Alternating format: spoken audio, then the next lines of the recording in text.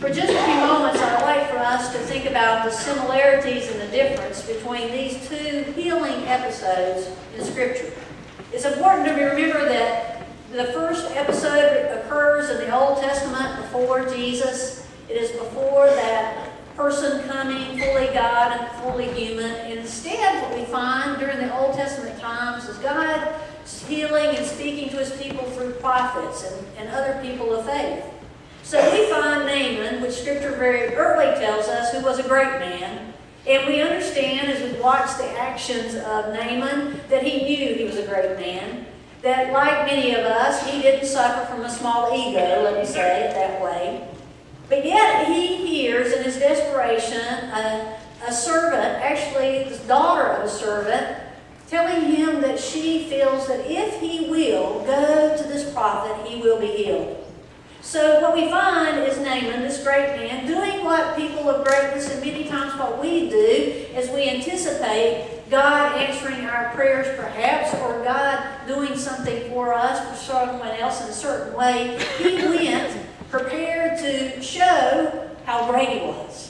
He got together all these gifts that he was going to give to the person who was going to heal him. He got together a great group of people to go with him. He got a letter of recommendation or reference from his master, the king, and he went to the town of the enemy, because as Scripture will tell us, if you look at the 2 Kings, you find that Aram and Israel were at war, and Aram was winning, and Scripture even leads us to believe that Aram was winning because God was on that side, not the side of Israel. Why? Because Israel had been unfaithful and disobedient to God. So we find this time of tension at best going on, and yet we find this great leader going into enemy territories with all these gifts to be healed.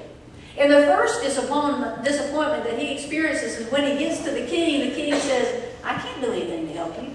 As a matter of fact, the king of Israel, he thinks this is a trick. He thinks that the other king has sent this man to basically put him in an awkward position because he can't cure leprosy. What's this guy doing here?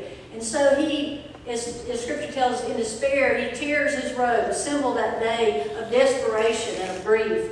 But the prophet hears of this, and he knows what's going on. Elijah knows, and so he sends the message that Naaman should come to him. And so now this great man with all these gifts and all these people show up at Elijah's door. And you know what? He was expecting, as we find out later, that the prophet would come out, see all his gifts, see all his greatness, and just kind of wave his hand over him and he would be healed. But that's not what happened. As a matter of fact, when he arrived, Elijah didn't even come out. He sent a servant. Now, how tacky was that?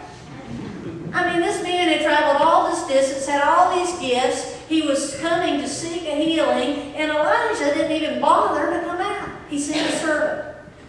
Talk about a blow to the pride to Naaman.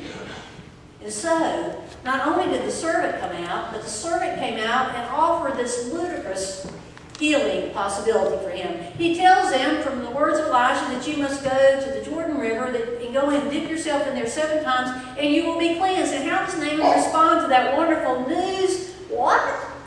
We had better rivers back home. I could have done that at home. Why do I have to do it this way and this way at this time? And so he said, basically, I've had enough of this. I'm going home. But then again, the 3rd time, not from the voice of a person of power, but the voice of a servant, says to him, now he really kind of gets him where he knows he can hear him. He says, now listen, Naaman, if they had told you some radical way to be healed, something that was really difficult, something that was really all about your power, if you will, you would have seized upon that and would have followed it. Because it was so simple, you're saying no. Because it's in a land that you do not understand, you say no. You've come all this way and you're going to go home unhealed just because you don't like the way the prophet's telling you to be healed. So what happens?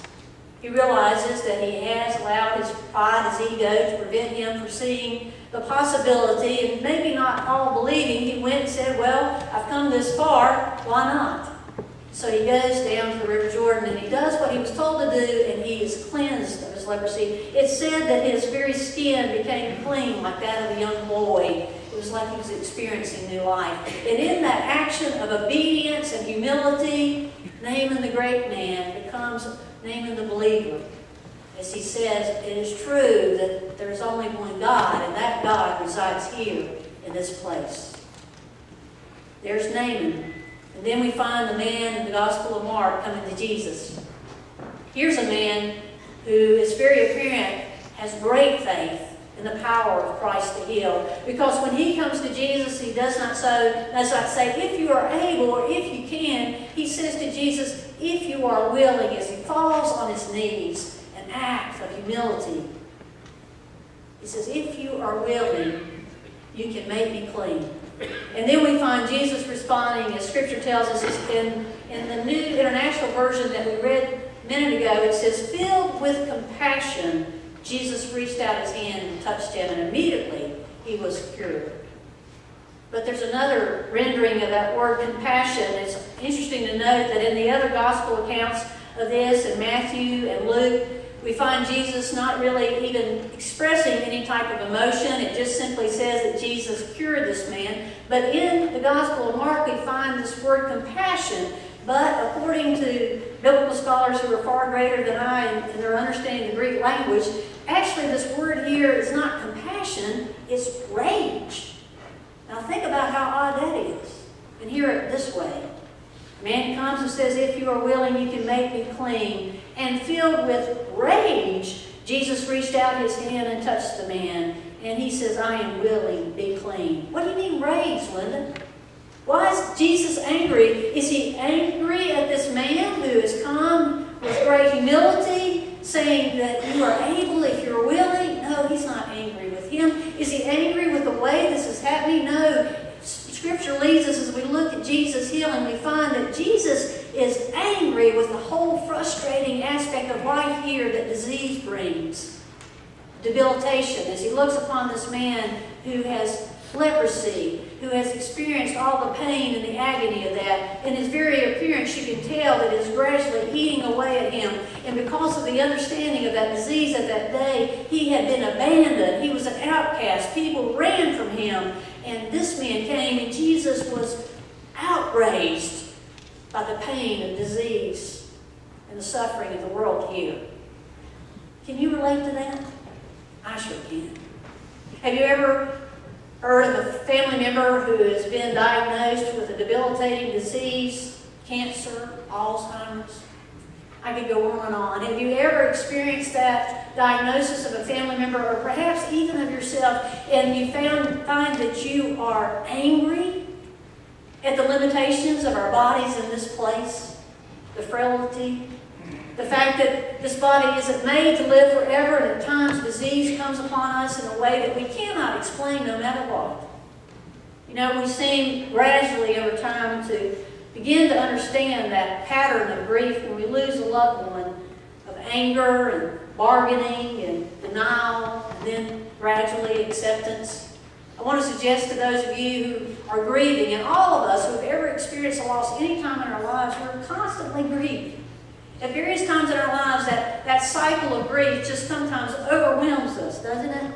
We think we've dealt with it, we think we've moved on, but there it comes. And so it's true, I would like to suggest to you this morning is that cycle of grief that we experience when our bodies are physically hurt, or our souls are hurting, or we experience brokenness in relationships, or at times when we see those that we love so deeply being hurt and ravaged by disease or physical limitations. Anger. We don't understand it. Jesus, I'm so glad that Jesus got upset with this, because it lets us know the truth of Scripture, that when Scripture says that when Jesus walked this earth, that he was tempted and he struggled with the same things you and I do, this verse reminds us of that. I mean, I'm glad that it didn't just say that Jesus said, oh, I'll just take care of this. Happens all the time. There's a lot of leprosy out there, you know, a lot of that going around. Jesus never makes light. Read Scripture, friends. Read the Gospel of Mark. Read any of this. Jesus never makes light of hurt and pain and struggles and disease and brokenness.